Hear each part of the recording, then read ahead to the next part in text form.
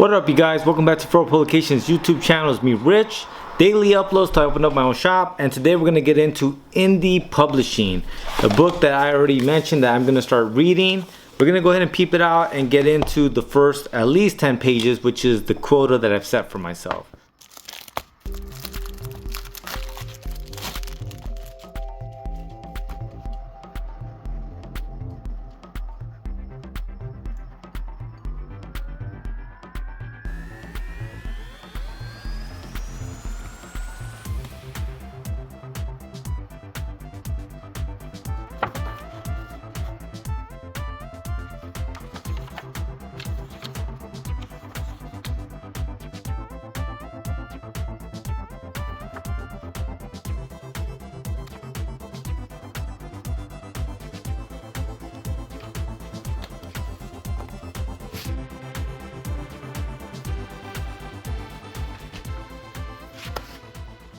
So, quick read, and going back to that thing of, that's why you cut the elephant in the size that you know you can chew.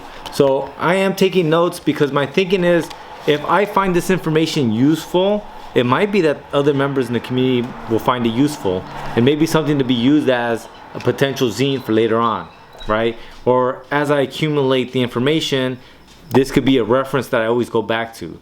So some of the things off the back that I read and piqued my interest was they talked about the long tail, why the future of business is selling less of more.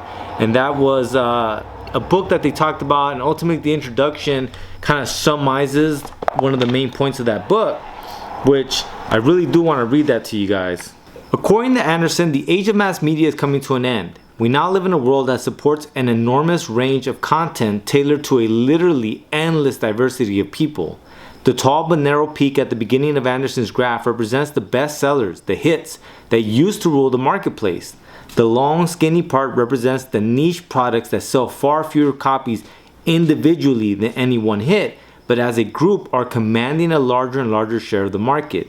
The long tail is populated by blogs, independent music and video, zines, short-run books and novels, and countless other small-scale niche-orientated endeavors.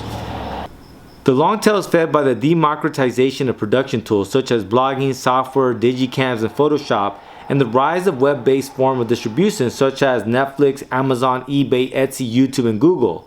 The long tail and demand for its products is virtually infinite. And that book came out in 2006, but the idea was that it was going to be more niche down, right? That's how content was going to be, that was kind of the media that people wanted to consume.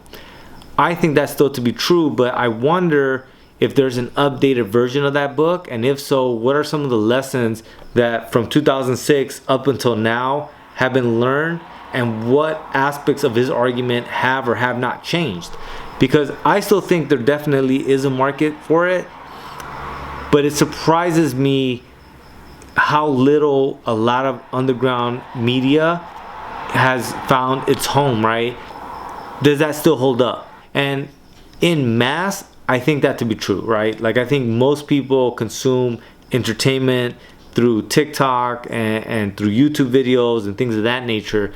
And very little of us, I think, are really consuming syndicated television, right? Or mass-produced television. I know for most people, we're not consuming news the way we used to, right? For the most of us, I think we're consuming news through small creators, right? Or more niche down content. And that's kind of what I think is a testament to the truth of that argument. But whether or not the publishing sphere kind of is following suit on that, that's the thing I think I'm very interested in and will potentially follow up. But obviously I need to finish this book before I jump and buy another book. And if anyone's read this book, The Long Tail, Why the Future of Business is Selling Less of More, let me know what you thought of that. And like I said, I'm going to peep out if there is kind of like an updated version. Might as well do that right now real quick. The Long Tail, Why the Future of Business is Selling Less of More by Chris Anderson. Not too bad. Looks like you get it for $5 from Thrift Books, which is, like my favorite go-to place. So it doesn't look like there's any new re-releases to that, but I wonder what the author thinks about it. So let's go ahead and look.